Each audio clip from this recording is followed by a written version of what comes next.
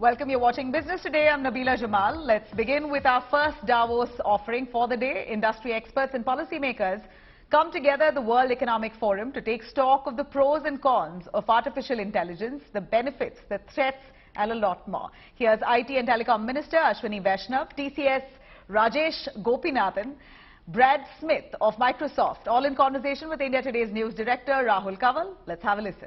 One of the quickest wins is we integrated our Bhashini language AI tool, which translates from one Indian language to any other Indian language, real time, spoken, text, everything. We integrated that with ChatGPT, and very good results we are seeing. Somebody in hinterland of India speaking can ask a question in Hindi to ChatGPT. ChatGPT finds the answer and actually gives the answer back in spoken Hindi. So that kind of possibility is there. Yes, there will be many more serious applications like in cybersecurity, in healthcare, in multiple sectors. Probably as AI grows, this is the time to be curious, time to make sure that we are open-minded, time to make sure that we are reflective upon what AI can do for the society. Mr. Smith, artificial intelligence is most often been something held out in a distant future. A lot of what Microsoft has been saying and doing recently, especially through ChatGPT, seems to suggest that that future is here, it's now. Can you give us a sense of what you think are the most obvious and the most powerful applications of artificial intelligence in the manner in which countries are governed? Well, the first thing I would say is I think you're right. The truth is we really started to recognize last year as we worked with OpenAI, and it really is this relationship that we've been building for several years, that we would see in 2023 advances that 2 years ago we would have said we wouldn't see until 2033. So it's as if the future has been pulled forward by a decade. And I think the first thing we should recognize is that people will develop creative uses for this that none of us have yet imagined. That's the first thing we learn every time technology moves forward in this way. I will say this, I think this is an enormous tool for what I would call critical thinking and creative expression. Take the example you just heard. Someone has a question, they can go get an answer to it, even if the answer right now is in a language they do not speak. That opens up the opportunity for people to just think and learn more about the world. The other thing that, of course, everyone is experiencing when they use ChatGPT is it's this enormous tool for expression, for creative expression. Now just step back and say, is there anything in human life, in any country, that doesn't involve some level of critical thinking or creative expression? The answer is no. So now we recognize this will permeate almost everything. Rajesh, when you look at tools like ChatGPT and more largely the use of artificial intelligence, where do you see a company like TCS be able to use it, not just in your own operations, and because you're a partner to the Government of India and so many applications and being part of the Indian digital stack, how do you see this help accelerate the speed of digital transformation? Rahul, as the Minister said, what we have seen is that the moment a new digital technology is made available, its rate of adoption, both in society as well as in industry, has always surprised us. The extent of technology leverage has been continuously increasing, but we still believe that we are at the very early stages of truly using technology to transform many of the value chains in multiple industries and in other social areas. So any such tool that actually accelerates that technology adoption process, I think is a huge benefit, net benefit to society, and we need to understand it. We need to be able to incorporate it into our service delivery. But I'm very optimistic and positive about what it can do in terms of its transformative power. Brad, you spoke initially of the positive impact of artificial intelligence and its role in society and governance. How worried are you about the negative impact. I was reading about a tool which Microsoft itself is developing, which can, within 3 seconds, start replicating somebody else's voice. We need to go into this with our eyes wide open. It's probably good that it's 2023, and we've seen over the last 20 or 30 years that fundamentally every technology tool can also be turned into a weapon. Yeah, and there's a reason that our research division did that research project, announced the results of it, and did not release the tool so that other people could misuse it. So in the first instance, I think all of us who are in the business of creating these technology tools need to build on the work that we've been pursuing for 5 or more years to ensure that they're used ethically, responsibly, legally. And then I think the other thing we need to recognize is that this technology likely will be weaponized by some. Every technology always is. But we can then use the technology itself to defend against those kinds of abuses. Now on to some more interesting conversations from our Davos collective. HCL Tech's chairperson, Roshni Nader Malhotra, talks about the massive layoffs the tech industry has now experienced over the previous months. While speaking to India Today and Aaj News director Rahul Kanwal, Roshni says post-COVID IT businesses aggressively hired, but now they're becoming a lot more concerned about margins and pay, which is leaning towards such a tragic scenario. She also provides an overview of HCL's plans for the upcoming quarters. Have a listen. What's the sense that you're picking up about how long this winter goes on for, and when does the winter give way for spring? You know, I think the mood was a little more doom and gloom in December. And since then, in January, we've just come out with our quarterly results. We've done, I would say, pretty well. And while in the short to medium term, we see some of the discretionary spend tapering off, I think most organizations all over the world are still very committed to their digital transformation. So from that perspective, I don't think that spend is going to necessarily come down. I think a lot of them are committed to their cloud migration. So that's another area where we're seeing momentum not slowing down. So I think it's much more sectoral, and I don't know, I think the sense that I'm getting is the the fear of recession is perhaps a lot more than how big the recession is going to be. Because just a short while before now, Satya Nadella put out a post saying that they're sacking 10,000 people. Now, that's a big number coming from a marquee brand. And he's essentially talking about how companies are pulling back the pace at which they were hoping to push their digital journeys, and that it's coming down, which is having an impact on companies like Microsoft. How much of that are you feeling at HCL Tech? Well, I think what happened during the 2.5 years of pandemic was that all industries, including ours, really aggressively hired. And the rush to digital transformation was immense.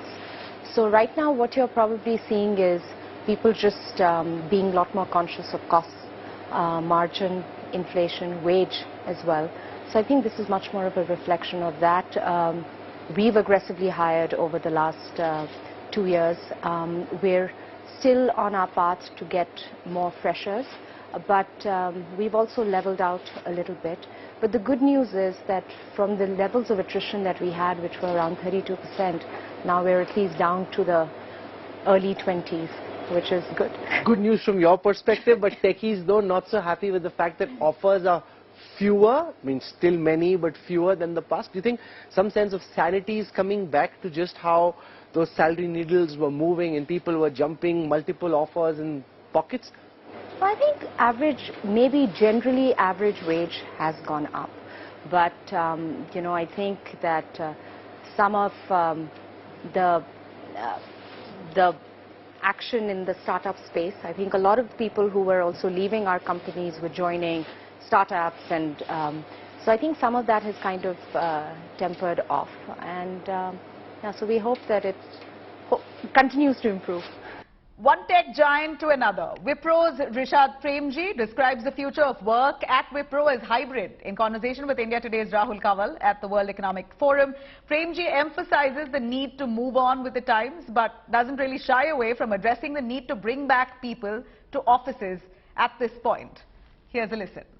Let's talk a bit about the tech winter and the fact that, there's been a lot of pushback in terms of some employees being retrenched, stories doing the rounds about young techies getting job offers and then not being onboarded, and that create not just in any one particular company, but in general. How long do you see this go on for?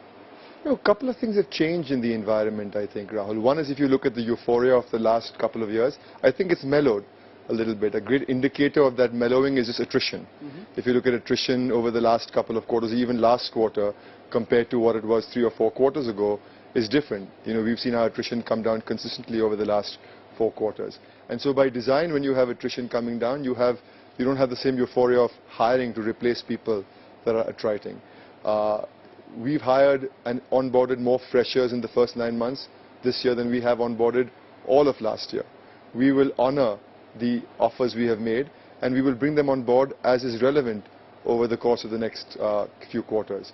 So certainly the environment looks different, but and I think that's a good thing for the industry as well. Some of the frenzy and just the jumping ship that happened at a neurotic pace, I think has slowed down, which I think is just good stability for all organizations. So that's a good thing, I think. Your stock's also taken a bit of a hit, quite a big hit. Does that bother you very much when all these reports come out about being the most underperforming stock, etc.? No, we were the most outperforming stock the year before, right? So I don't worry too much about the stock market. The advantage also of having stable ownership in a company is that it allows you to think long term, and so to not make myopic decisions about what happens this quarter or next quarter, but really to think about what happens over the next few years. And I'm very excited about the prospects of the industry and our company. We announced order booking this quarter. We've had our highest order booking both on ACV and TCV in the history of the organization. So deals are transacting. I think those deals will uptick over the next few quarters, and that's incredibly positive. I think we've built ourselves a strong leadership team which is stable, which is very exciting. I think we've deeply simplified our organization structure and become much more market-centric, much closer to customers. So I'm actually quite excited and positive and hopeful as the next few years unfold. When we spoke at the World Economic Forum last at the Wipro Lounge, there was a lot of talk about techies being unwilling to come back to a physical workspace. To what extent does it still remain a problem in terms of attitudes having changed during the pandemic, and how are you dealing with this desire to stay home and not be in office, most certainly not be in office every day and stay in their hometowns if they can? So about 30% of our people are now coming back at least 3 days a week, right? A combination of people who are working at customer locations and a combination of people who are coming to the office. That's higher than it was before, and it'll, I think, progressively go up from here. We have 3 design principles in how we think about the future of work. 1, the future of work is going to be hybrid. In some shape and form, it's going to have working from home, working from the office. 2 is we've got to think through more purposefully. How do you think about accessing talent? Does talent come to where you are, to the big cities, or do you access talent? That has a component of inclusiveness and diversity. It also has a component of whether you think about building new locations in smaller towns and cities. It may have a component of some people working from home all the time because they want that flexibility, but it would be a very, very small component. And then the last element is that relationships matter and context matters, right? The advantage of the early days of COVID also was that a lot of people knew each other, but with high attrition and deep growth, we had 100,000 new people join the organization in a little over 2 years because we've grown and people have attrited. And so knowing people is important. And so I really believe the future of work is going to have some sort of hybrid model, and we'll have to sort of think through that. The other big learning for me personally has been is that you can't be fixated on your point of view. So you have to have agility to think through this. But we certainly want all of our people to come back some of the time, and we'll work and move progressively and purposefully in that journey. Yet another big tech voice speaks in favor of hybrid working model. Tech Mahindra chief and MD CP Gurnani says the hybrid model is here to stay. Let's have a quick listen into the exclusive chat with my colleague in Business Today TV's managing editor, Siddharth Zarabi. I would like to reiterate that the technology spend may have 1 or 2 quarters of relatively slow decision making, but overall the demand of technology is inherent and is high. So delayed, deferred but not dropped when it comes to your clients and others. with regard to technologies. But the one metric I do want to ask you about is your own outlook about how you're going to ramp up, or what's your hiring outlook really for 2023? I mean, the only reason, Siddharth, I don't reply to this is because Indian IT is used to converting hiring into a forecast. And we don't give guidance, and it's a group policy of not giving guidance. So all I can tell you is that earlier hiring was higher because attrition was higher. Now hiring will be lower because attrition is going to be lower. And number third is there is a degree of automation.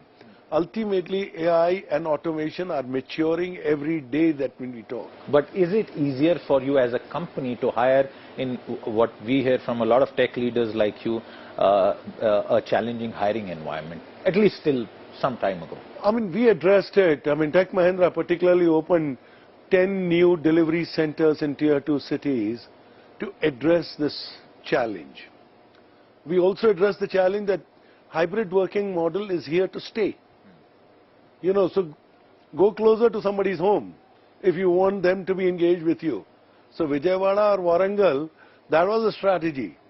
The third part is that there will always be unique skills like quantum computing, blockchain, Web 3.0, metaverse, where you'll still have to pay top dollar. Right. Or you need to invest for a few months more to get them ready and make them ready for the market. Taiwanese electronics manufacturer Foxconn and India's mining major Vedanta are on track to set up a semiconductor plant in Gujarat. The project will attract electronics ecosystem players across the value chain. The move will also help put India on the global silicon map. Vedanta chairperson Anil Agarwal talks synergies, strategies and business going forward with Business Today TV's Siddharth Zarabi. What dictated the choice behind Gujarat for one of your most massive investments? No, first of all, this semiconductor has changed the world. Without semiconductor, world won't move forward. Only because of Prime Minister Modi perseveres and his vision, he wanted, in normal case, we would have produced semiconductor another maybe 10 years later. But because of his visionary, because he thought that the semiconductor and display glass will be produced in India, which we have imported almost $30 billion, there will be thousands of industry will come up, and we will create a huge Silicon Valley. What is our need? Our need are that eradicate poverty. Our need are to get a job. Our need are our women and the girls to get a confidence to go and work. These are the fundamental. Our need are to create a infrastructure. Our government has no business to be in a business. Healthcare is very important. The clean water is very important. So these things, I believe, because of this electronic, because of technology, this will be coming. And for me to go to Gujarat, we had a very independent team, which was consistent of about 3 consultants, Foxconn team, and we have gone around all the state, and we find that looking at every choice, Gujarat came, is not that the other state was not there, that Gujarat came first, and we said we'll go to Gujarat. Also, Gujarat will only produce raw material. Same investment will be at every state, whether it's a Karnataka, Maharashtra, and I'm looking forward, each state investment will come, ecosystem will develop, a lot of downstream industry will come. I will put my heart and soul into this to create a semiconductor and glass, because that will change. The 3 things will change our country, or 4 things. Number 1 is the semiconductor glass electronic. Number 2, our natural resource which we are importing day in, day out. We have all the resources. Number 3, government efficient in public sector. Corporatize it, privatize it, 3 times, 4 times production will increase. Number 4, our tourism. Our tourism is phenomenal. Right. everybody in the world want to come to, how do we create that private sector where they create the ecosystem? On the semiconductor plant, just one quick follow-up. In terms of where it stands today, what can you share with us in terms of the plans and how closer you are to getting it started? We are looking to have a groundbreaking ceremony in 30-40 days time, which is very important. We have all the tie-up with the Innolex, Foxconn, world best technology, because it's going to be Silicon Valley. I always dream a Silicon Valley, a university like Harvard. These are my dream. And this Silicon Valley, let's create. So we 30-40 days and 2.5 years. We need a lot of good wishes, all of us. Keep remaining positive. Keep remaining positive. We will have chips to India and to outside world also. Okay. Now, India Today and Aaj Tak News Director Rahul Kanwal caught up with Geeta Gopinath, first Deputy Managing Director of the International Monetary Fund, and discussed the growth trajectory and the big R that's now spooking money managers. According to Gopinath, while the world as a whole is still away from recession, individual countries are closer to an economic slowdown. Here's a quick slice on that chat. I want to start by getting you to talk about your sense of the R word. And the survey put out by the World Economic Forum of global economists seems to say that 70% of them think that a recession is around the corner this year. So Rahul, the way I would describe the outlook is that we have a tough year ahead, 2023, but we certainly are seeing signs of resilience around the world. So in terms of a global recession, I think we are still a fair bit away from it. Now, it could happen. We could end up, if there were more downside risks that emerged. But in terms of our projections, which we'll actually put the numbers out at the end of this month, we're not in a global recession territory. Now, of course, there are individual countries that are closer to a recession than others are, and that's something that several people are talking about. There's still the war. We still have inflation that's high and monetary policy tightening that continues, and we see the consequences of it. So we should see a global economy that slows this year. But by the second half of this year, we expect to see a recovery and then a rebound into 2024. So that's how I would describe the outlook. But the one other perspective that I'm hearing is that things aren't quite as bad as initially imagined. When people were talking about what might happen in Europe during the winter because of the energy crisis and the manner in which the war was playing itself out, would you say that some of those worst-case scenarios haven't really played out, and a slowdown, even if it's a sharp slowdown, is more likely than out-and-out recession? So that's the part when I said that there are signs of resilience. You're exactly right. I would say compared to our forecasts in October last year, the U.S. and Europe surprised on the upside. U.S. because labor markets continue to remain strong. Europe because the winter turned out to be warmer than feared. So that has both helped.